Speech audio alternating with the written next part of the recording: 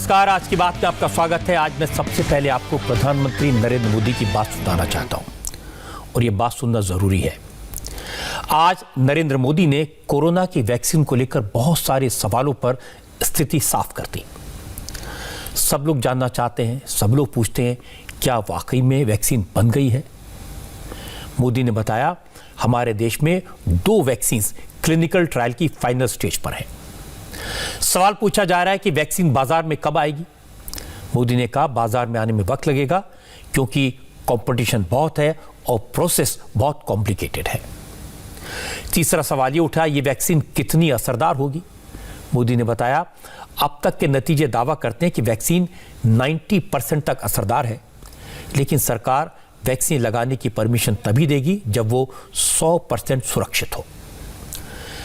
चौथा सवाल ये कि वैक्सीन की कीमत क्या होगी? मोदी ने कहा कि कीमत अभी तय नहीं है, लेकिन कोशिश यही है कि वैक्सीन सबकी पहुंच में हो। लोग ये भी पूछ रहे हैं कि वैक्सीन लोगों तक कब पहुंचेगी, कैसे पहुंचेगी, किसको पहले मिलेगी? इस पर मोदी ने कहा कि मिलेगी सबको, लेकिन पहले किसको मिलेगी इस पर राज्यों के साथ चर्चा होगी और WHO की गाइडलाइंस के हिसाब से तय किया जाएगा कि किसको पहले दी जाए। और इसके बाद मोदी ने सबसे जरूरी बात कही। प्रधानमंत्री ने आज कहा, यह मत भूलिए कि फिलहाल वैक्सीन आई नहीं है और कोरोना गया नहीं है, इसलिए डरना जरूरी है। डरिए भी और डराइए भी, क्योंकि जैसे डर खत्म हुआ है वैसे वैसे कोरोना बढ़ा है। असल में कोरोना पर काबू पाने के कदमों पर राज्य सरकारों के सुझाव लेने के लिए जब वैक्सीन आएगी तो उसे जल्दी से जल्दी लोग तक कैसे पहुंचाया जाए, इसका फैसला किया जाएगा और इस पर विचार किया जाएगा। इसी के लिए आज प्रधानमंत्री नरेंद्र मोदी ने मुख्यमंत्रियों से बात की। चीफ मिनिस्टर्स की बात सुनने के बाद मोदी ने अपनी बात कही। प्रधानमंत्री मोदी ने जो कहा उससे 2-3 बातें बिल्कुल क्लियर हैं। पहली तो यह कि देश में दोबारा लॉकडाउन लगाने का सरकार का कोई इरादा नहीं है। सरकार चाहती है लोग खुद सावधानी बरतें और कोरोना से बचें और दूसरों को भी इसके लिए प्रेरित करें। दूसरी बात यह कि वैक्सीन अगर आ भी गई तो सरकार जल्दबाजी में कोई कदम नहीं उठाएगी। मोदी ने कहा कि देश में लोगों को जो भी वैक्सीन दी जाएगी वो 100% सुरक्षित होगी और वैज्ञानिकों की तरफ से पूरी तरह प्रमाणित होगी, तभी लोगों को दी जाएगी। तीसरी बात मोदी ने कही कि सरकार वैक्सीन को लोगों तक पहुंचाने की रणनीति बनाएगी, इंफ्रास्ट्रक्चर डेवलप करेगी, लेकिन तब तक ये आम लोगों की जिम्मेदारी है कि वैक्सीन के आने तक सावधानी बरतें, कोरोना से खुद भी दूर रहें और कोरोना को खुद से दूर रखें। और इसका तरीका एक ही है, सोशल डिस्टेंसिंग का पालन करें, मास्क लगाएं। आम लोगों तक वैक्सीन पहुंचाने की प्रक्रिया बहुत लंबी है, इसलिए ये उम्मीद करना कि वैक्सीन बनेगी और तुरंत मिल जाएगी, ये गलत है। अभी ये तय नहीं है कि वैक्सीन की 1 डोज होगी, 2 डोज होगी या 3 डोज होगी। ये भी तय नहीं है कि इसकी कीमत कितनी होगी, उसकी कीमत कितनी होगी, ये कैसे होगी। यानी अभी भी इन सारी चीजों के सवालों के जवाब हमारे पास नहीं है, क्योंकि जो इसके बनाने वाले हैं, दुनिया में जिस प्रकार की कॉरपोरेट वर्ल्ड भी है, उनका भी एक कंपटीशन है। दुनिया के देशों के भी अपने अपने डिप्लोमेटिक इंटरेस्ट होते हैं। WHO से भी हमें इंतजार करना पड़ता है। तो हमें ये इन चीजों को वैश्विक संदर्भ में ही आगे बढ़ना पड़ेगा। हम इंडियन डेवलपर्स और मैन्युफैक्चरर के साथ भी हमारी जो भी टीम काम कर रही है पूरी तरह संपर्क में है। इसके अलावा ग्लोबल रेगुलेटर्स, अन्य देशों की गवर्नमेंट्स, मल्टीलेटरल इंस्टीट्यूशंस और साथ ही इंटरनेशनल कंपनीज, सभी के साथ जितना संपर्क बढ़ सके, जितने रियल टाइम कम्युनिकेशन हो, इसके लिए पूरा प्रयास, एक व्यवस्था बनी हुई है। प्रधानमंत्री ने आज ये बातें क्यों कही, ये भी मैं आपको बताता हूं। असल में दुनिया के सभी देश चाहते हैं उनके नागरिकों को सबसे पहले वैक्सीन मिल जाए, इसलिए पूरी दुनिया में कंपटीशन है। आपको जानकर हैरानी होगी कि अभी वैक्सीन बनी नहीं है, लेकिन वैक्सीन की 620 करोड़ डोजेज बुक हो चुकी हैं। अमेरिका, ब्रिटेन, यूरोपियन यूनियन और भारत ने वैक्सीन बनाने की कोशिश में लगी कंपनियों से या इंस्टीट्यूशंस के साथ करार किए हैं, कॉन्ट्रैक्ट किए हैं। हर कंपनी कोरोना वैक्सीन में फायदा ढूंढ रही है, क्योंकि दुनिया में सबको वैक्सीन चाहिए और मुंह मांगी कीमत मिल सकती है। जिन कंपनियों ने या जिन देशों ने वैक्सीन डेवलपमेंट में इन्वेस्टमेंट किया है, वो इस मौके का पूरा फायदा उठाएंगे। जो ज्यादा पैसा देगा उसको वैक्सीन पहले मिलेगी। इसीलिए हमारी सरकार ने वैक्सीन के डेवलपमेंट में इन्वेस्ट किया है। कई कंपनियों की वैक्सीन का प्रोडक्शन भारत में करने की डील की है। ऑक्सफोर्ड यूनिवर्सिटी और एस्ट्राजेनेका की वैक्सीन को सीरम इंस्टीट्यूट में ही बनाया जाएगा। इसकी शर्त है कि जितनी डोजेस बनेगी उसकी आधी डोजेस भारत को दी जाएगी, बाकी आधी डोज कंपनी दुनिया के दूसरे देशों को बेच सकेगी। इसीलिए आज मोदी ने कहा कि वैक्सीन बन जाने का मतलब यह नहीं कि वैक्सीन सबको मिल जाएगी। अब सवाल है कि जो वैक्सीन बन रही है उसका सक्सेस रेट क्या है, उसकी डोज कितनी होगी, उसकी कीमत कितनी होगी, ये सब बातें अभी तय नहीं है।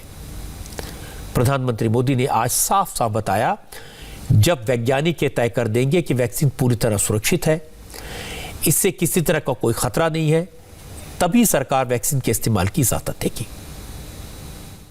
वैक्सीन आने के बाद भी हमारी प्राथमिकता यही होगी कि सभी तक कोरोना की वैक्सीन पहुंचे। उसमें तो कोई विवाद हो ही नहीं सकता है।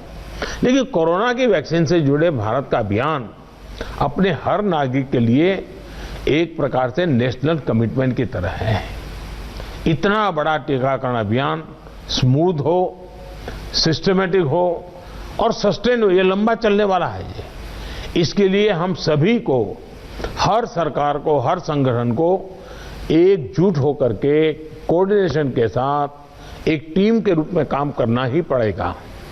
साथियों, वैक्सीन को लेकर भारत के पास जैसा अनुभव है वो दुनिया के बड़े बड़े देशों को भी नहीं है। हमारे लिए जितनी जरूरी है स्पीड है, उतनी ही जरूरी है सेफ्टी भी है। भारत जो भी वैक्सीन अपने नागरिकों को देगा वो हर वैज्ञानिक कसौटी पर खरी होगी। मूल भारतीय वैक्सीन अभी दो मैदान में आगे हैं, लेकिन बाहर के साथ मिलकर के हमारे लोग काम कर रहे हैं। दुनिया में जो वैक्सीन बन रही हैं वे भी मैन्युफैक्चरिंग के लिए भारत को के लोगों के साथ ही बात कर रहे हैं, कंपनियों के साथ। लेकिन इन सारे विषयों में हम जानते हैं कि 20 साल से मान लीजिए कोई दवाई पॉपुलर हुई है, 20 साल से लाखों लोग उसका उपयोग कर रहे हैं, लेकिन कुछ लोगों को उसका रिएक्शन आता है, आज भी आता है, 20 साल के बाद भी आता है। तो ऐसा इसमें भी संभव है। निर्णय वैज्ञानिक तराजू पर ही तोला जाना चाहिए। निर्णय उसकी जो अथॉरिटीज हैं उन अथॉरिटीज के सर्टिफाइड व्यवस्था से ही होनी चाहिए। हम लोग समाज जीवन की चिंता करते हैं, लेकिन हम सब जानते हैं कि हम कोई वैज्ञानिक नहीं है, हम इसकी एक्सपर्टाइज हमारी नहीं है। तो हमें दुनिया में से जो व्यवस्था के तहत जो चीजें आती हैं आखिरकार उसी को ही स्वीकार करना पड़ेगा और उसको स्वीकार करके हम आगे चलेंगे। अब सवाल ये कि अगर वैक्सीन बन गई, भारत सरकार ने वैक्सीन खरीद ली, वैज्ञानिकों ने वैक्सीन को सुरक्षित भी बता दिया, इसके बाद वैक्सीन लोगों तक पहुंचेगी कैसे, डिस्ट्रीब्यूशन कैसे होगा? नरेंद्र मोदी ने चीफ मिनिस्टर से इस मुद्दे पर सुझाव मांगे हैं। गुजरात के मुख्यमंत्री विजय रूपाणी ने कहा कि वैक्सीन सबसे पहले फ्रंटलाइन हेल्थ वर्कर्स को दी जानी चाहिए। मध्य प्रदेश के मुख्यमंत्री शिवराज सिंह चौहान ने कहा कि उन्होंने वैक्सीन के डिस्ट्रीब्यूशन और स्टोरेज पर काम करना शुरू कर दिया है। मोदी ने सबकी बात सुनी और फिर सुझाव दिया कि मैन पावर हमारे पास है, घर घर तक वैक्सीन पहुंचाने का नेटवर्क भी हमारे पास है, वैक्सीनेशन कैसे होता है इसमें अनुभवी लोग भी हमारे पास हैं। बस एक बात की कमी है, वह है स्टोरेज। क्योंकि कोरोना वैक्सीन हर नागरिक के लिए जरूरी है, सबको जल्दी से जल्दी वैक्सीन मिल जाए ये भी जरूरी है। इसलिए राज्यों को सबसे पहले वैक्सीन के प्रिजर्वेशन और स्टोरेज के इंतजाम करने चाहिए। सभी राज्यों को वैक्सीन को सुरक्षित तरीके से रखने के लिए कोल्ड स्टोरेज की चेन डेवलप कर लेनी चाहिए। हमें कितनी अतिरिक्त कोल्ड स्टोरेज की जरूरत रहेगी, मुझे लगता है कि राज्यों ने इस पर अभी बल देकर के व्यवस्थाएं खड़ी कर देना शुरू कर देना चाहिए। कहाँ कहाँ ये संभव हो गए, उसके पैरामीटर्स क्या हो गए, उस पर हमें यहाँ से सूचनाएं तो डिपार्टमेंट को चली गई है, लेकिन इसको अब इम्प्लीमेंट करने के हमने रेडी रखना पड़ेगा। और जरूरत पड़ी तो अतिरिक्त सप्लाई भी सुनिश्चित की जाएगी। और इसका विस्तृत प्लान बहुत जल्द ही राज्य सरकारों के साथ मिलकर के तय कर दिया जाएगा। हमारी राज्यों की और केंद्र की टीम साथ लगातार वो बातचीत कर रहे हैं, काम चल रहा है।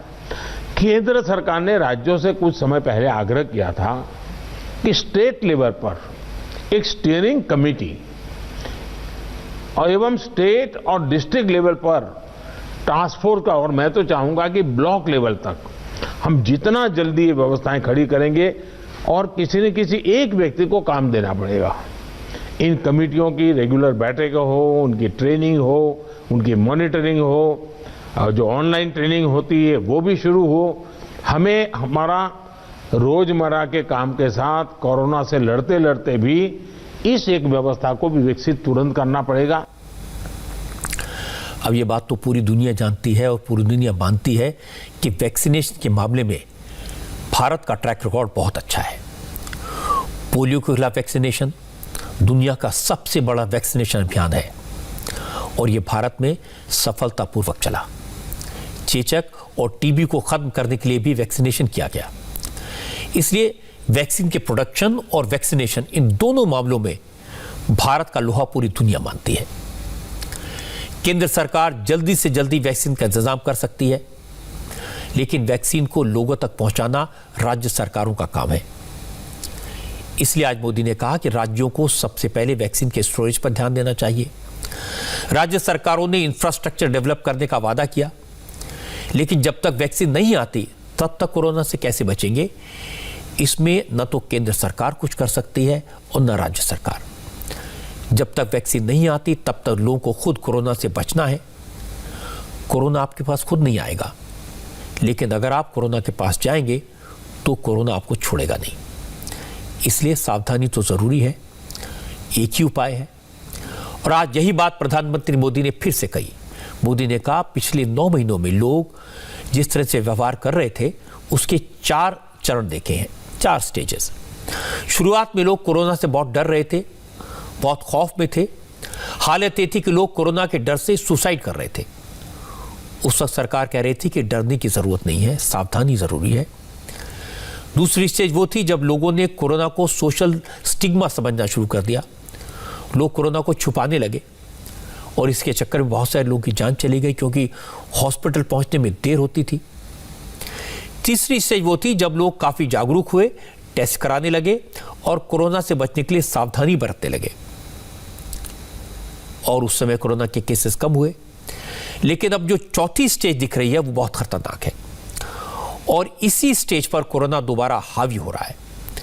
अब लोग न कोरोना से डर रहे हैं और न इसकी परवाह कर रहे हैं, और इसके चक्कर में लापरवाही बढ़ रही है, और जैसे जैसे लापरवाही बढ़ती जाती है वैसे वैसे कोरोना के केसेस बढ़ते जाते हैं। तीसरे चरण के बाद हम चौथे चरण में पहुंचे। जब कोरोना से रिकवरी का रेट बढ़ा तो लोगों को लगता है कि ये वायरस नुकसान नहीं कर रहा है, ये कमजोर हो गया है। बहुत से लोग ये भी सोचने लगे हैं कि अगर बीमार हो भी गए तो ठीक हो जाएंगे। इस वजह से लापरवाही का ये स्टेज बहुत बड़ा व्यापक हो गया है, और इसीलिए मैंने हमारे त्योहारों की शुरुआत में ही स्पेशली राष्ट्र के नाम संदेश दे करके सबको हाथ जोड़ करके प्रार्थना की थी, भाई ढिलाई मत बरतिए, क्योंकि कोई वैक्सीन नहीं है, दवाई नहीं है, हमारे पास एक ही रास्ता बचा है, हम हर एक को कैसे अपने अपने आप बचाएं। और हमारी जो गलतियां हुई वही एक खतरा बन गया, थोड़ा ढिलाई आ गई। इस चौथे चरण में लोगों को कोरोना की गंभीरता के प्रति हमें फिर से जागरूक करना ही होगा। हम एकदम से वैक्सीन पर शिफ्ट तो जिसका काम करना है करेंगे, हमें तो कोरोना पर ही फोकस करना है। हमें किसी भी हालत में ढिलाई नहीं बरतने देनी है। मोदी की बात बिल्कुल सही है कि लापरवाही के चक्कर में कोरोना बढ़ रहा है। ये बात मैं आपको लगातार कहता रहा हूं, इसकी तस्वीरें दिखाता रहा हूं। पिछले 1 महीने में कैसे हालात बिगड़े। सबसे ज्यादा खराब हालत दिल्ली, महाराष्ट्र, गुजरात, राजस्थान और पश्चिम बंगाल में हुई। यहां कोरोना के केसेस तेजी से बढ़े हैं, इन्फेक्शन बढ़ा है। इसीलिए मोदी ने लोगों को सावधान करने के बाद राज्य सरकारों से ज्यादा सचेत रहने को कहा। प्रधानमंत्री ने कहा, जब तक वैक्सीन नहीं आती तब तक टेस्टिंग और ट्रेसिंग पर ध्यान देना होगा। दो बातों पर ध्यान देना है। एक तो कोरोना का पॉजिटिविटी रेट 5% से कम पर लाया जाए, और दूसरा कोरोना के कारण फैटेलिटी रेट यानी मृत्यु दर 1% से नीचे लाई जाए। और इसके लिए दो काम करने होंगे। एक तो RT-PCR टेस्ट बढ़ाने होंगे। फिलहाल रैपिड टेस्ट ज्यादा होते हैं, लेकिन रैपिड एंटीजन टेस्ट का रिजल्ट एक्यूरेट नहीं होता। इसलिए मोदी ने कहा कि राज्य सरकारें RT-PCR टेस्ट की संख्या बढ़ाएं, जिससे कोरोना से इन्फेक्टेड लोगों की पहचान जल्दी हो सके, एक्यूरेसी से हो सके, और उनके जरिए कोरोना को फैलने से रोका जा सके। और दूसरी बात, मृत्यु दर कम कैसे करें। इसके लिए मोदी ने कहा कि जो लोग होम आइसोलेशन में हैं उनकी देखभाल पर ज्यादा ध्यान दिया जाए, क्योंकि घर में हालत बिगड़ी तो हॉस्पिटल पहुंचने पर बचने की संभावना कम होती है। इसलिए जो लोग घर में आइसोलेटेड हैं उन पर लगातार नजर रखी जाए। थोड़ी भी दिक्कत हो तो उन्हें हॉस्पिटल पहुंचाया जाए, जिससे उन्हें बचाया जा सके। पॉजिटिविटी रेट को 5% के दायरे में लाना ही होगा। और मैं मानता हूं छोटी छोटी इकाइयों पर कहिए कि भाई 1 क्यों बढ़ा, आधा क्यों बढ़ा, 2 क्यों बढ़ा। हम राज्य के स्केल पर चर्चा करने के बजाय अब जितनी लोकलाइज चर्चा करेंगे शायद हम एड्रेस जल्दी कर पाएंगे। दूसरा, हम सबने अनुभव किया है कि RT-PCR टेस्ट का अनुपात बढ़ना चाहिए। जो घरों में आइसोलेटेड मरीज हैं उनकी मॉनिटरिंग ज्यादा बेहतर तरीके से करनी होगी। आप भी जानते हैं कि अगर वहां थोड़ी भी ढिलाई रही तो मरीज बहुत गंभीर स्थिति में अस्पताल आता है, फिर हम बचा नहीं पाते हैं। जो गांव है, कम्युनिटी के स्तर पर हेल्थ सेंटर हैं, उनको भी हमें ज्यादा इक्विप करना ही होगा।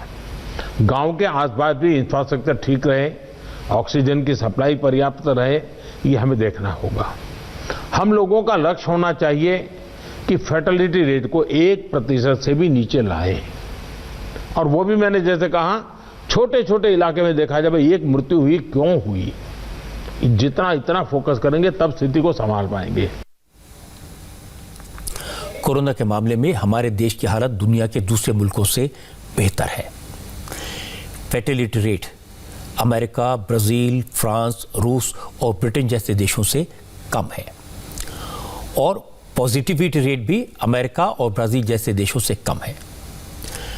ये बातें सुनने में अच्छी लगती हैं, हमारे देश की बात है, लेकिन इनका मतलब ये कतई नहीं है कि कोरोना को हमने हरा दिया है। इसका मतलब ये नहीं है कि कोरोना को हमने भगा दिया है। कोरोना अभी भी उतना ही खतरनाक है जितना अप्रैल मई में था। अब तो कोरोना उससे ज्यादा तेजी से फैल सकता है जितना जून जुलाई में फैल रहा था। फिलहाल स्थिति काबू में है, लेकिन अगर लापरवाही हुई तो सिचुएशन आउट ऑफ कंट्रोल होने में देर नहीं लगेगी। इसीलिए प्रधानमंत्री ने कहा, बहुत मुश्किल से, बहुत मेहनत से, लोगों के सहयोग से कोरोना को काबू करने में कामयाबी मिली है। अब छोटी सी चूक, छोटी सी लापरवाही बहुत भारी पड़ सकती है। कहीं ऐसा ना हो कि कश्ती किनारे पर आकर डूब जाए, इसलिए सावधान रहिए और दूसरों को भी समझाइए। शुरू में कुछ बंधन इसलिए लगाने पड़े ताकि व्यवस्थाएं भी विकसित करनी थी, लोगों को थोड़ा एजुकेट भी करना था। अब हमारे पास टीम तैयार है, लोग भी तैयार हैं। थोड़ा आग्रह रखेंगे तो चीजें संभल सकती हैं। तो जो जो चीज हम तैयार करें उसको जरा इंप्लीमेंट करें, और हमें आगे अब कोई बढ़े नहीं इसकी चिंता जरूर करनी होगी, कोई नई गड़बड़ न हो। आपदा के गहरे समंदर से हम निकले हैं, ये हम मान के चले। इतना बड़ा देश, दुनिया मानती थी कि भारत तो नहीं संभल पाएगा। आपदा के गहरे समंदर से हम निकलकर हम किनारे की तरफ बढ़ रहे हैं। हम सभी के साथ वो पुरानी जो एक शेर शायरी चलती है, ऐसा न हो जाए कि हमारी किश्ती भी वहां डूबी जहां पानी कम था। ये स्थिति हमें नहीं आने देनी है। ये बात सही है कि मोदी की लीडरशिप ने इस देश को कोरोना से बचाया, समय रहते एक्शन लिया और दुनिया ने इसको लोहा माना। और कोरोना का मसला, लोगों तक वैक्सीन पहुंचाने का सवाल ऐसा नहीं है कि इस पर राजनीति होनी चाहिए। मोदी ने इस पर राजनीति नहीं की। ज्यादातर राज्यों के मुख्यमंत्री भी इस पर सियासत नहीं कर रहे। सब चाहते हैं वैक्सीन जल्दी से जल्दी पहुंचे और कम से कम खर्च में पहुंचे। लेकिन राहुल गांधी की आदत है, वो इस मामले में राजनीति पर उतर आए, अपनी मोदी विरोध की आदत से बाज नहीं आए। लेकिन आज उन्हें मोदी से करारा जवाब में मिला। मोदी ने उनका नाम तो नहीं लिया, लेकिन सारे सवालों के जवाब दिए, बड़े तरीके से दिए। राहुल ने पूछा लोगों को कौन सी वैक्सीन दी जाएगी। मोदी ने मुख्यमंत्रियों को बताया ये तो वैज्ञानिक तय करेंगे, ये एक्सपर्ट्स का काम है, नेताओं का काम नहीं है। राहुल ने पूछा था डिस्ट्रीब्यूशन कैसे होगा। मोदी ने मुख्यमंत्रियों को बताया कि इसका फैसला तो राज्यों से बात करके, मुख्यमंत्रियों से चर्चा करके किया जाएगा। वैक्सीन के मामले में हमारे देश का अनुभव दुनिया में सबसे ज्यादा है। राहुल ने शरारती तरीके से पूछा था क्या पीएम केयर फंड से वैक्सीन के लिए पैसे दिए जाएंगे। मोदी ने मुख्यमंत्रियों से कहा अभी तो वैक्सीन कितने की होगी यह तय नहीं हुआ, कितनी डोज लगेंगी यह तय नहीं हुआ। राहुल गांधी ये भूल गए इस मामले में ऐसे सवाल पूछना बेमानी है, क्योंकि वैक्सीन सिर्फ हमारे देश का इशू नहीं है, पूरी दुनिया का सवाल है। बड़े बड़े देश, बड़ी बड़ी कंपनियां, बड़ी बड़ी ताकतें इसमें लगी हैं। WHO की गाइडलाइंस होंगी, दूसरे देशों से कोऑर्डिनेशन करना पड़ेगा। इसलिए सवाल को राजनीति से ऊपर उठकर दुनिया के लेवल पर देखने की जरूरत है। और अभी तो सावधानी बरतने की जरूरत है, हिम्मत बनाए रखने की जरूरत है। कहीं ऐसा ना हो कि हमने देश को मझधार में डूबने से बचा लिया और किनारे पर आकर डूब जाए। मैं आपको दिखा देता हूं कि प्रधानमंत्री मोदी ने यह क्यों कहा कि इस वक्त सावधानी की सबसे ज्यादा जरूरत है, क्यों कहा कि कश्ती कहीं किनारे पर न डूब जाए। असल में गुजरात इसका सबसे अच्छा उदाहरण है। गुजरात में कोरोना बहुत तेजी से फैला, लेकिन सरकार ने उतनी तेजी से हालात को काबू में भी किया। लेकिन अब फिर से ऐसे हालात पैदा हो गए कि अहमदाबाद, सूरत, राजकोट, वडोदरा जैसे शहरों में नाइट कर्फ्यू लगाना पड़ रहा है। और इस बार हालात बिल्कुल अलग है। हमारे संवाददाता निर्णय कपूर ने बताया कि अब जहां जहां लापरवाही हो रही है वहां कोरोना का घातक असर दिखाई दे रहा है। पूरे के पूरे परिवार, पूरी की पूरी सोसाइटीज एक साथ कोरोना की चपेट में आ रही है। चिंता की बात यह कि अब यह वायरस नए इलाकों में घुसने लगा है। इसकी वजह से अहमदाबाद के कई रिहायशी इलाके माइक्रो कंटेनमेंट जोन घोषित कर दिए गए हैं। रोजाना कई सोसाइटीज को सील करना पड़ता है। कंटेनमेंट जोन डिक्लेयर किया जा रहा है। जिस बिल्डिंग में 100 फ्लैट हैं वहां कोरोना के 80 केसेस मिल रहे हैं। जिस इलाके में 40 घर हैं वहां कोरोना के 50 केसेस निकले हैं। एक एक स्कीम में 80 केसेस नज़र आ रहे हैं। इस्कॉन प्लेटिनम जो है इसका सबसे बड़ा एग्जाम्पल है यहाँ पे, जिसमें 78 एक्टिव केसेस हैं इस वक्त और करीब 304 फ्लैट्स, एक बड़ी स्कीम जो है इसके 304 फ्लैट्स जो हैं करीब 1200 की पॉपुलेशन को कवर करते हुए ये फ्लैट्स हैं, जिनको माइक्रो कंटेनमेंट जोन में कन्वर्ट कर दिया गया है। और इसके अलावा इसी भोपाल इलाके में सफल परिसर 1 और सफल परिसर 2 की जो स्कीम्स हैं वहाँ भी पिछले 14 दिनों में करीब 80 केसेस इन दोनों स्कीम्स को मिलाकर के सामने आए हैं। और एक नया ट्रेंड देखने में आ रहा है कि अब जिस घर में केस आ रहे हैं पूरी फैमिली जो है वो अफेक्टेड हो रही है। और इसी वजह से ये बड़ी जो स्कीम्स हैं इनमें संक्रमण जो है वो बढ़ता जा रहा है, एक फैमिली से दूसरी फैमिली, दूसरी से तीसरी फैमिली। और इसी वजह से अब इन इलाकों को माइक्रो कंटेनमेंट में कन्वर्ट करके त्वरित कार्रवाई जो है कॉरपोरेशन द्वारा की जा रही है। ऑक्सीजन सप्लाई की जो है कंडीशन, उसमें भी काफ़ी प्रेशर महसूस किया जा रहा है हॉस्पिटल द्वारा। करीब 20% डिमांड जो है वो बढ़ गई है कोविड और नॉन कोविड हॉस्पिटल्स में मिला करके अहमदाबाद में। कोरोना की बुरी हालत का एक और उदाहरण दिल्ली का है। दिल्ली में कोरोना से पिछले 4 दिन में 400 से ज्यादा लोगों की मौत हो चुकी है। इनमें से 242 लोगों की मौत पिछले 48 घंटे में हुई है। वेंटिलेटर कम पड़ रहे हैं, हॉस्पिटल में बेड्स कम पड़ रहे हैं और शमशान में अंतिम संस्कार के लिए लाइनें लगी हैं। कोरोना से कितने भयानक हालात हैं, इसका अंदाज़ा आपको दिल्ली के सबसे बड़े शमशान की तस्वीरें देखकर हो जाएगा। पंजाबी बाग शमशान में अंतिम संस्कार के लिए 95 प्लेटफॉर्म्स हैं। इनमें से 42 प्लेटफॉर्म सिर्फ कोरोना मरीजों के अंतिम संस्कार के लिए रिजर्व कर दिए गए हैं, सुरक्षित हैं।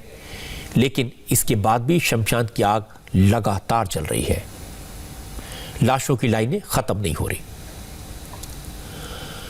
बहुत सारे शहरों के उदाहरण मैं आपको दिखा सकता हूं, लेकिन समय की कमी की वजह से ये दिल्ली और अहमदाबाद के 2 बड़े उदाहरण मैंने आपको दिखाए। कोरोना के बढ़ते केसेस देखकर चिंता होती है, लोगों की लापरवाही देखकर दुख होता है। और प्रधानमंत्री मोदी की बात बिल्कुल सही है कि अब वो स्टेज आ गई है जब लोगों ने कोरोना की परवाह करना छोड़ दिया है। मैं ऐसे परिवारों को जानता हूं जो अपने इमोशन पर काबू नहीं रख पाए, दिवाली के मौके पर पार्टी की, दोस्ती निभाई, गले मिले और हाल ही हुआ कि पार्टी में 37 लोग थे। अब उन 37 के साथ साथ 40 और लोग भी कोरोना के शिकार हैं। इनमें से 22 लोग तो हॉस्पिटल में और सब पछता रहे हैं। और ऐसे बहुत सारे केसेस हैं। हर कोई आपको बता देगा किसी ने शादी का सेलिब्रेशन किया और दूल्हा दुल्हन हनीमून पर जाने के बजाय हॉस्पिटल में पहुंच गए। आज की थोड़ी सी खुशी की बड़ी कीमत चुकानी पड़ी। इसलिए अपने पर काबू रखने की जरूरत है, संयम की जरूरत है। जब तक वैक्सीन ना आए तब तक बहुत संभल कर चलने की जरूरत है। मास्क लगाना कोई इतना मुश्किल काम नहीं है, दूरी बनाए रखना कोई इतना मुश्किल काम नहीं है। और मैं इस बात को समझता हूं कि लोग घरों में बैठे बैठे अकेले रहते रहते थक गए हैं। कुछ लोग सोचते हैं कि जो होगा देखा जाएगा, लेकिन इस सोच को थोड़े दिन बदलने की जरूरत है। वैक्सीन जब तक ना आए तब तक हिम्मत रखने की जरूरत है, कंट्रोल रखने की जरूरत है। एक और चीज जिस पर कंट्रोल करने की जरूरत है वो है लव जिहाद के बढ़ते केसेस। और इस पर काबू पाने के लिए आज यूपी सरकार ने कानून बनाया। हमारे पास लव जिहाद के केसेस की डिटेल्स भी हैं और ये मैं आपको दिखाऊंगा 15 सेकंड के स्पॉन्सर मैसेज के बाद। आपसे थोड़ी देर पहले उत्तर प्रदेश से एक बड़ी खबर आई है। उत्तर प्रदेश में अब लव जिहाद के खिलाफ कड़ी कार्रवाई होगी। अपना मजहब छुपाकर, धोखे में रखकर या लालच देकर अगर कोई किसी से शादी करता है या फिर शादी के बाद जबरन धर्म परिवर्तन का दबाव डालता है तो उसे उत्तर प्रदेश में 10 साल कैद की सजा हो सकती है। आज योगी आदित्यनाथ की कैबिनेट से इस तरह के ऑर्डिनेंस को मंजूरी मिल गई। लव जिहाद के खिलाफ बने इस ऑर्डिनेंस में धोखा देकर लड़कियों को अपने जाल में फंसाने वाले अपराधियों के लिए कड़ी सजा का प्रावधान है। सिर्फ धोखा देने वाले लड़के लड़कियों को नहीं, लव जिहाद में मदद करने वालों पर भी शिकंजा कसा गया है। इस तरह के मामलों में धर्म परिवर्तन कराने वाले मौलानाओं को भी सजा मिलेगी। योगी आदित्यनाथ की सरकार ने जिस ऑर्डिनेंस में मंजूरी दी है उसमें साफ साफ लिखा है कि अगर धर्म परिवर्तन करवाकर शादी की गई है या फिर शादी के लिए धर्म परिवर्तन कराया गया है तो ऐसी शादी को अमान्य करा दिया जाएगा। एक बड़ी बात और, अगर अलग अलग धर्म के लड़का लड़की शादी करते हैं तो उन्हें यह साबित करना होगा उन्होंने किसी तरह से कोई कानून नहीं तोड़ा है। इस अध्यादेश के अंदर दंड के अनेक प्राविधान हैं और इसमें विशेष रूप से 1 वर्ष से अधिकतम 5 वर्ष तक की, जो कि 15,000 का जुर्माना भी है इसमें। और कहीं अवयस्क महिला, उसके साथ साथ अनुसूचित जाति, अनुसूचित जनजाति की महिला है, उसके अंदर किसी भी जो अभी दायरा आपको बताया छल कपट जिसके अंदर परिवर्तन बलपूर्वक करवाया गया है, इसके अंदर कहीं किया जाता है तो इन महिलाओं के साथ किया जाता है तो उसमें दंड जो है वो 3 वर्ष से लेके 10 वर्ष तक की है और जुर्माना 25,000 रुपये है। और साथ ही साथ सामूहिक धर्म परिवर्तन भी किया जाता है, जो हम लोग के सामने ऐसे भी केसेस आए हैं। उसके अंदर 3 वर्ष से लेके 10 वर्ष तक की और 50,000 रुपये का इसके अंदर उन संगठनों के ऊपर भी जुर्माना लगाया जाएगा। आप जानते हैं कि सिर्फ उत्तर प्रदेश सरकार नहीं, मध्य प्रदेश, हरियाणा और गुजरात में भी सरकारें इसी तरह का कानून बनाने पर विचार कर रही हैं। अब सवाल है कि आखिर उत्तर प्रदेश की सरकार को ऐसी क्या जल्दी थी जो लव जिहाद के मुद्दे पर ऑर्डिनेंस पास कर दिया। इसकी वजह मैं आपको बताता हूं। दरअसल यूपी में कई जगह से लव जिहाद के मामले सामने आ रहे थे और पिछले कुछ दिनों में 100 से ज्यादा ऐसे केसेस सामने आए हैं। अकेले कानपुर में ऐसे 14 मामले सामने आए जिनमें लड़की के माता पिता ने इल्जाम लगाया था, पुलिस में शिकायत की थी कि मुस्लिम लड़कों ने उनकी बेटी को धोखा देकर अपनी पहचान छुपाकर खुद को हिंदू बताकर शादी की और बाद में धर्म परिवर्तन के लिए लड़कियों को परेशान किया जा रहा है। एक शहर में 14 मामले आए तो योगी आदित्यनाथ ने इन मामलों की जांच के लिए एसआईटी बना दी। एसआईटी ने जो जांच रिपोर्ट दी है उसमें 14 में से 11 मामलों में आरोप सही पाए गए। 11 लड़कों को जेल भेजा गया है। 3 मामलों में मुस्लिम लड़कों ने हिंदू नाम रखकर लड़कियों को अपने जाल में फंसाया। शादी के बाद पता चला कि वो मुसलमान हैं। रिपोर्ट के मुताबिक फतेह खान नाम के लड़के ने अपना नाम आर्यन मल्होत्रा रखा। ओवैस नाम के लड़के ने लड़की को अपना नाम बाबू बताया और मुख्तार अहमद ने राहुल सिंह नाम रखा। तीनों ही केसेस में शादी के बाद लड़कियों को धर्म परिवर्तन के लिए परेशान किया गया। हालांकि जिन 14 मामलों में जांच हुई उनमें 3 केसेस ऐसे भी थे जिनमें लड़कियों ने बताया उन्होंने अपनी मर्जी से शादी की, उन पर कोई दबाव नहीं था, वो बालिग हैं, उन्होंने अपनी मर्जी से दूसरे मजहब के लड़के से प्यार किया, मोहब्बत की और फिर शादी की। 11 मामले ऐसे पाए गए जिसमें कोई ना कोई अपराध होना पाया गया। इन सभी 11 मामलों में जो मुल्जिमान थे उनको जेल भेजा गया है, लड़कियों को बरामद किया गया है, उनके घर वालों को उनके सुपुर्द किया गया है। कुछ मामलों में लड़कों ने अपने आइडेंटिटी को छिपाया, अपने धर्म को छिपाया और अपने को ये प्रोजेक्ट करने का प्रयास किया कि वो लड़की के धर्म के लड़के हैं। इसके लिए उन्होंने फर्जी आधार कार्ड भी और अन्य दस्तावेज भी बनाए। कुछ ऐसे प्रकरण सामने आए जिसमें लड़का लड़की का प्रेम संबंध था, लेकिन जब उनके ऊपर धर्म परिवर्तन के लिए दबाव बनाया गया तब लड़कियों ने इसकी शिकायत करी। कई मामले ऐसे भी पाए गए हैं जिसमें लड़कियां नाबालिग हैं, मात्र 14 साल की, 15 साल की हैं और उनको जो है प्रेम जाल में जो है फंसाया गया और उनके पेरेंट्स ने जब शिकायत करी तो उन पर कार्रवाई की गई है। एसआईटी के जो जांच है उसमें 4 लड़के ऐसे पाए गए हैं जो पूर्व से एक दूसरे से परिचित थे। उनकी सीडीआर एनालिसिस से पता चलता है कि वो साल 1.5 साल से जो है आपस में एक दूसरे से बातचीत करते थे और इन चारों लड़कों ने दूसरे धर्म की लड़कियों के साथ जो है प्रेम जाल बिछाया। कानपुर में 3 मामले तो ऐसे हैं जिनकी डिटेल हैरान करने वाली है। हमारे संवाददाता विशाल सिंह ने कानपुर में लव जिहाद के जिन मामलों की शिकायत हुई उनकी जांच की, उनके बारे में पता किया, लड़कियों से बात की, उनके परिवार वालों से बात की। तो मैं आपको बता दूं कि पीड़ित लड़की और उसके परिवार की पहचान तो हम नहीं बताएंगे। कानपुर में गंगानगर में रहने वाली एक नाबालिग लड़की ने बताया कि जिस लड़के से उसने आर्यन मल्होत्रा समझकर दोस्ती की, वो जिसके साथ रही असल में उसका नाम फतेह खान था। लड़कियों को 1 साल तक आर्यन मल्होत्रा की हकीकत का पता नहीं चला क्योंकि फतेह खान ने आर्यन मल्होत्रा के नाम से भी आधार कार्ड और आई कार्ड बना रखे थे। 1 साल बाद लड़की ने आर्यन मल्होत्रा का वो पहचान पत्र देखा जिसमें उसका नाम फतेह खान था और इसी के बाद लड़की का बुरा वक्त शुरू हुआ। फतेह खान ने लड़की को धर्म परिवर्तन करने को कहा और ऐसा न करने पर अंजाम भुगतने की धमकी दी। हमें 1 साल बाद पता चला था, आईडी में उसकी देखा था फतेह खान की। वैसे तो नकली बना के बिल्कुल हिंदू तरीके रहता था। आर्यन मल्होत्रा बताया था पहले। 2 आईडी थी उसके पास। असली आईडी हमको पता चली तो मैंने मम्मी को दे दिया था असली आईडी। 2 आईडी थी उसके पास, आर्यन मोहत्रा की और एक फतेह खान। दोनों आधार कार्ड थे? 2 आधार कार्ड थे, एक नकली वाला एक असली वाला। कैसे आपके संपर्क में आया? रहते थे किराए में, बगल में मकान, जिस मकान में रहते थे बगल में किराएदार था। इसी तरह का दूसरा मामला कानपुर के गोविंदनगर इलाके का है। नफीस शाह नाम के लड़के ने अपना नाम बबुआ रखा। बबुआ के तौर पर एक हिंदू लड़की से दोस्ती की, उसका भरोसा जीता और शादी का झांसा देकर उसे घर से भगा ले गया। लड़की को 15 दिन अपने घर में रखा, लेकिन एक दिन लड़की को नफीस शाह का असली पहचान पत्र मिल गया।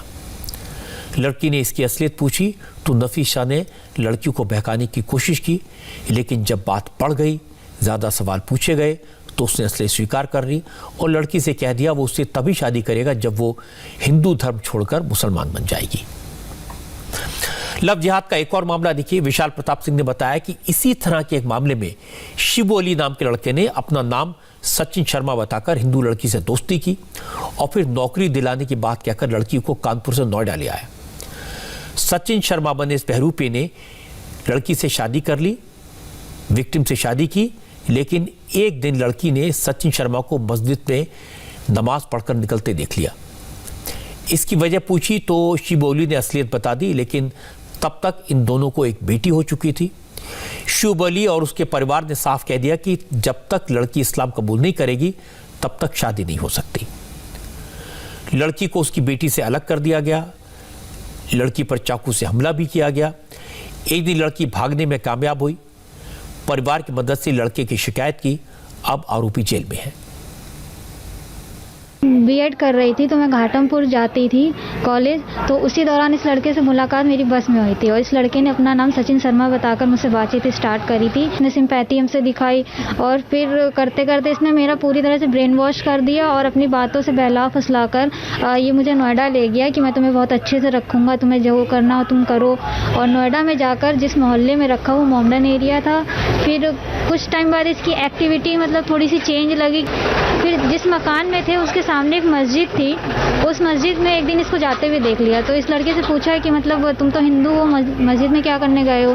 तो इसने बात का जवाब न देकर पहले तो बहुत ही मारा पीटा। इसके बाद इसने बोला कि मैं एक मोमडन हूँ, अब तुम्हें भी मोमडन ही बनकर रहना पड़ेगा। और उस दिन से लेकर इसने फिर हमेशा मुझे मारता पीटता रहता था और कभी मतलब ठीक से ना मुझे किसी से मिलने जुलने देता था, लोगों से ना बात करने देता था। फिर कुछ टाइम बाद मेरी एक बेटी हुई इससे।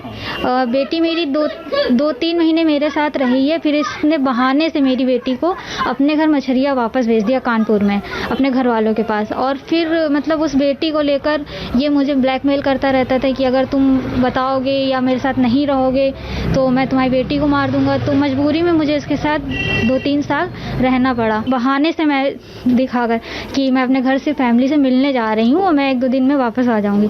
तो इसने मुझे छोड़ने आया बाकायदा ये मुझे कानपुर। और ये छोड़ जब मैं अपने घर से आ गई, घर पे आने के बाद मैंने इससे कांटेक्ट करना बंद कर दिया, इससे बातचीत बंद कर दी। तो इसका फिर मतलब यही रवैया स्टार्ट हो गया कि लो तुम वहाँ चली गई हो और तुम ऐसा कर रही हो वैसा कर रही हो, तुम्हें फिर से रहना पड़ेगा मेरे साथ। फिर से ये ब्लैकमेल करने लगा। और मेरा भाई छोटा है, उसको बोलने लगा तुम्हारे भाई को मार दूंगा, तुम्हारी बेटी को उठा ले जाऊंगा।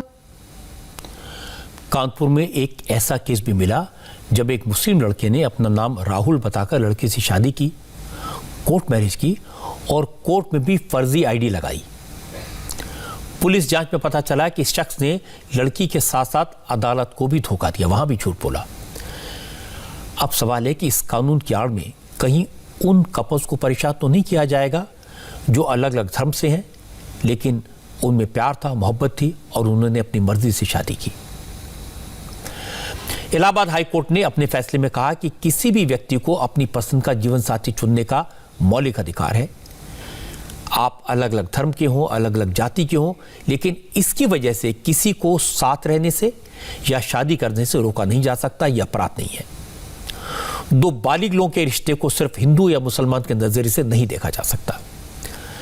इस तरह के रिश्ते पर ऐतराज जताने और विरोध करने का हक न तो उनकी फैमिली को है, न किसी व्यक्ति को, न सरकार को। कोर्ट ने सलामत अंसारी और प्रियंका खरवार के केस में ये कमेंट किया है। मैं आपको बता दूं कि कानपुर में जिन 14 मामलों की जांच की गई, उनमें से 3 मामलों में पुलिस ने मुस्लिम युवकों को क्लीन चिट भी दी है। इन मामलों में पुलिस ने जब जांच की तो पता चला कि शादी करने वाले एडल्ट हैं। लड़कियों ने कहा कि उन्होंने अपनी मर्जी से शादी की है और उन्हें किसी तरह से धोखे में नहीं रखा गया, वो अपने पति के साथ खुश हैं। तो पुलिस ने लड़कियों के परिवार वालों की शिकायत को खारिज कर दिया। और ये बात सही है कि हमारा संविधान हर नागरिक को अपनी मर्जी से, अपने हिसाब से जीने का अधिकार देता है। कोई किसी के साथ रह सकता है, आपसी सहमति से किसी के साथ शादी कर सकता है, किसी भी धर्म को अपना सकता है, किसी पूजा पद्धति को अपना सकता है। इसमें कोई अपराध नहीं है। इसलिए लव जिहाद जैसे शब्द पर आपत्ति तो हो रही है, इस मुद्दे पर विवाद भी हो रहा है। लेकिन मेरा कहना है कि ये मामला ऐसा है जिसकी वजह से समाज में दूरियां पड़ती हैं, माहौल खराब होता है। अगर कोई लड़का झूठ बोलकर, अपना धर्म छुपाकर, नाम बदलकर किसी लड़की को शादी करता है, शादी के बाद उसे धर्म बदलने के लिए मजबूर करता है, तो इसे कैसे सही कहा जा सकता है? इसे तो बड़े बड़े मुस्लिम उलेमा और मौलवी भी गलत मानते हैं। लड़का हिंदू हो, मुसलमान हो या फिर किसी भी धर्म का हो, इससे कोई फर्क नहीं पड़ता। इसलिए कानून तो बनना चाहिए, लेकिन 2 बातों का ख्याल रखना जरूरी है। मुसलमानों को यह नहीं लगना चाहिए कि इस कानून को उनके खिलाफ इस्तेमाल करने के लिए बनाया जा रहा है। यह भरोसा पैदा करना उन राज्य सरकारों की जिम्मेदारी है जो ऐसा कानून बना रही हैं। और दूसरी तरफ राजनीतिक दलों को इस तरह के कानून का हवाला देकर इसे हिंदू मुसलमानों के बीच का सियासी मुद्दा नहीं बनाया जाना चाहिए। ये सवाल उन लोगों का है, ये अपराध उन लोगों का है जो झूठ बोलते हैं, धोखा देते हैं। ये उनका सवाल नहीं है जो प्यार करते हैं, मोहब्बत करते हैं, चाहे वो किसी भी तरफ से हो। आज एक बड़ी खबर जम्मू कश्मीर से आई। फारूक अब्दुल्ला पर आरोप लगा कि जो कानून उनकी सरकार ने बनाया, उसी कानून की आड़ में फारूक अब्दुल्ला ने सरकारी जमीन पर कब्जा कर लिया। कई और नेताओं का नाम भी सामने आया इस कैंप में। ये घोटाला कैसे हुआ, किसने कितनी जमीन पर कब्जा किया, ये मैं आपको बताऊंगा ब्रेक के बाद। और अब मैं आपको बताता हूं जम्मू कश्मीर में सरकारी जमीन पर कब्जा करने वालों के बारे में। जम्मू कश्मीर में 25,000 करोड़ के जमीन घोटाले में सरकारी जमीन पर कब्जा करने वालों में आज पूर्व मुख्यमंत्री फारूक अब्दुल्ला और उनके परिवार का नाम भी आया। हाई कोर्ट के आदेश के बाद ये जांच हो रही है। इसमें पता चला कि रोशनी एक्ट की आड़ में जिन लोगों ने सरकारी जमीनों पर कब्जा किया, उसमें फारूक अब्दुल्ला, उनकी बहन सुरैया, ये दोनों नाम भी शामिल हैं। जमीनों पर कब्जे की जो लिस्ट जारी हुई है, उससे पता चला कि जम्मू कश्मीर में नेशनल कॉन्फ्रेंस का दफ्तर भी सरकारी जमीन पर कब्जा करके बनाया गया। सरकारी जमीनों पर कब्जा करने वालों के नाम सामने आए तो बीजेपी ने इसे बड़ा इशू बनाया। रविशंकर प्रसाद ने कहा, जिन लोगों ने जम्मू कश्मीर को 70 साल तक लूटा, जम्मू कश्मीर की जनता का हक मारा, उनके खिलाफ एक्शन तो होना ही चाहिए। जनाब फारूक अब्दुल्ला और उनके परिवार से संबंधित है, और वो ये है कि उन्होंने कश्मीर जम्मू में सुजवान इलाके में बहुत ही सरकार की और फॉरेस्ट लैंड इंक्रोच कर रखी है, और उन्होंने जो अपना प्राइवेट मकान बनाया है वो भी स्टेट लैंड और फॉरेस्ट लैंड पर है। 98 में फारूक साहब ने 3 कनाल जमीन खरीदी थी कई लैंड ओनर से, लेकिन खरीदा 3 कनाल, कब्जा किया 7 कनाल, और जो 7 कनाल था वो सरकारी जमीन और फॉरेस्ट की जमीन थी। जो फारूक अब्दुल्ला की सिस्टर हैं Suraiya Mattu, wife of doctor Ali Mattu, वो भी रोशनी कानून में 3 कनाल 12 मारा लैंड की बेनिफिशरी है। ये तो हुई परिवार के मामले में, इन्फ्लुएंशियल लोगों के मामले में। ये जो शेर कश्मीर भवन जो बना है वो भी नेशनल कॉन्फ्रेंस इसी रोशनी एक्ट के अंतर्गत जो जमीन मिली है उस पर बनवाया है। ये जम्मू में और श्रीनगर में जो नवाब सुबह ट्रस्ट है वो भी नेशनल कॉन्फ्रेंस का है, वो भी जो पार्टी ऑफिस उनका बना है वो भी रोशनी एक्ट की जमीन पर ही जो मिली है उनको उसमें बना है। Therefore, there was a conscious land loot by powerful people of forest land. BJP ने आरोप लगाया तो फारूक अब्दुल्ला ने जवाब दिया, सफाई दी। उनकी पार्टी नेशनल कॉन्फ्रेंस ने भी एक स्टेटमेंट जारी किया। सफाई में उन्होंने क्या कहा, उनकी साइड क्या है, ये मैं आपको दिखाऊंगा, लेकिन पहले ये आपको बता दूं कि ये रोशनी एक्ट है क्या और इस कानून की आड़ में सरकारी जमीनों पर कब्जा कैसे हो गया, और वो भी 25,000 करोड़। फारूक अब्दुल्ला जब मुख्यमंत्री थे तो उनकी सरकार ने 2001 में ये कानून बनाया था। उस वक्त ये कहा गया था कि जिन लोगों ने सरकारी जमीनों पर मकान बनाए हैं तो उनसे जमीन वापस लेने के बजाय, उनके मकान तोड़ने के बजाय जुर्माने के साथ उस जमीन की कीमत ले ली जाए। इससे जो पैसा मिले उससे जम्मू कश्मीर के पावर प्रोजेक्ट्स में लगाया जाए ताकि जम्मू कश्मीर को पावर मिले। इसीलिए यह कानून रोशनी एक्ट के नाम से मशहूर हुआ। इस कानून की आड़ में जम्मू कश्मीर के नेताओं ने, मंत्रियों ने, अफसरों ने अपनी जिंदगी तो रोशन कर ली, लेकिन जम्मू कश्मीर अंधेरे में डूबा रहा। बाद में जम्मू कश्मीर हाई कोर्ट ने रोशनी एक्ट के तहत जमीनों के सभी आवंटनों को, सभी अलॉटमेंट्स को गैर कानूनी करार दिया और जिन लोगों ने इस कानून के आड़ में सरकारी जमीनों पर कब्जा किया उनकी लिस्ट सार्वजनिक करने का आदेश दिया और हाई कोर्ट के आदेश पर ये सारे नाम एक एक करके सामने आ रहे हैं। आज जब फारूक अब्दुल्ला का नाम सामने आया तो उन्होंने सफाई दी, कहा जिस इलाके में उनका घर है उस इलाके में सैकड़ों लोगों ने घर बनाए, लेकिन सिर्फ उनको ही घोटाले के नाम पर परेशान करने की कोशिश की जा रही है, लेकिन वो डरेंगे नहीं। फारूक अब्दुल्ला की पार्टी नेशनल कॉन्फ्रेंस ने भी इसे लेकर एक बयान जारी किया। नेशनल कॉन्फ्रेंस ने कहा कि रोशनी एक्ट का फायदा उठाने वालों में फारूक अब्दुल्ला के नाम को जिस तरह जोड़ा जा रहा है वो पूरी तरह झूठ है। फारूक अब्दुल्ला ने जम्मू या कश्मीर में कहीं भी रोशनी एक्ट का फायदा उठाकर सरकारी जमीन पर कब्जा नहीं किया, ये उन्होंने दावा किया। अब फारूक अब्दुल्ला अगर ये कहें कि जिस इलाके में उन पर सरकारी ज़मीन पर कब्जा करने का आरोप है उस इलाके में सैकड़ों और लोगों ने भी सरकारी ज़मीन पर घर बनाए हैं, तो फिर उन्हें निशाना क्यों बनाया गया? तो मैं आपको बता दूं कि जिन लोगों ने कब्जा किया उनकी फहरिस्त बहुत लंबी है और हाई कोर्ट के नाम पर एक एक करके सारे नाम आ रहे हैं, बहुत सारे नाम अभी आने बाकी हैं। और दूसरी बात ये, doctor Farooq Abdullah chief minister थे, उन्होंने ही कानून बनाया था और खुद ही उस कानून का इस्तेमाल करके फारूक ने करोड़ों की सरकारी ज़मीन कौड़ियों में ले ली, तो इसे कैसे जस्टिफाई किया जा सकता है? और कानून बनाने का मकसद क्या था? जम्मू कश्मीर के लोगों को रोशनी देना, बिजली देना, जम्मू कश्मीर के हर घर को रोशन करना, सरकारी ज़मीनों पर कब्जा करने वालों से ज़मीन का मालिक का हक देने के एवज में 25,000 करोड़ का फंड जुटाने का लक्ष्य था। स्कीम तो यही थी। यानी जिन ज़मीनों पर कब्जा हुआ उनकी कीमत तो 25,000 करोड़ की थी, लेकिन आपको जानकर हैरानी होगी सरकारी खजाने में पहुंचे 76 करोड़ रुपए। इसलिए इस मामले की जांच गहराई से हो, इसमें क्या बुराई है? मोदी सरकार ने आज फिर चाइनीज ऐप्स पर डिजिटल स्ट्राइक की, 43 ऐप्स को और बैन कर दिया। इसकी डिटेल्स एक ब्रेक के बाद।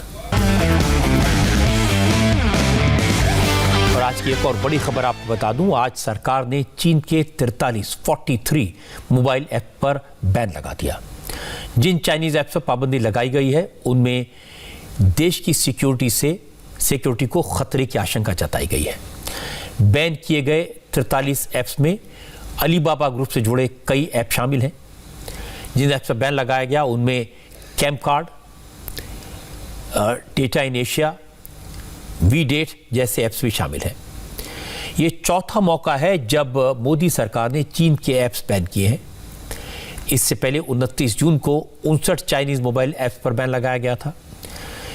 इसके बाद 27 जुलाई को 47 ऐप्स पर पाबंदी लगाई गई और फिर 2 सितंबर को 118 चाइनीज ऐप्स को बैन कर दिया गया। कुल मिलाकर नरेंद्र मोदी की सरकार अब तक चीन के 267 ऐप्स पर प्रतिबंध लगा चुकी है। वैसे आपको बता दूं कि ऐप्स पर पाबंदी से चीन को जुलाई तक 47,000 करोड़ का नुकसान हुआ। आप समझ सकते हैं कि सरकार के इस फैसले से चीन पर कितना प्रेशर बना हुआ है। लेकिन चीन न भारत को परेशान करना छोड़ता है और न पाकिस्तान से अपनी दोस्ती छोड़ता है। लेकिन पाकिस्तान का क्या हाल है, यह भी मैं आपको बता देता हूं। पाकिस्तान में इमरान खान की सरकार के खिलाफ गुस्सा इतना बढ़ गया है कि विरोधियों ने उनके तख्ता पलट की तारीख तय कर दी है। पाकिस्तान के मौजूदा हालात के बारे में डिटेल में आपको बताएंगे पंकज भार्गव।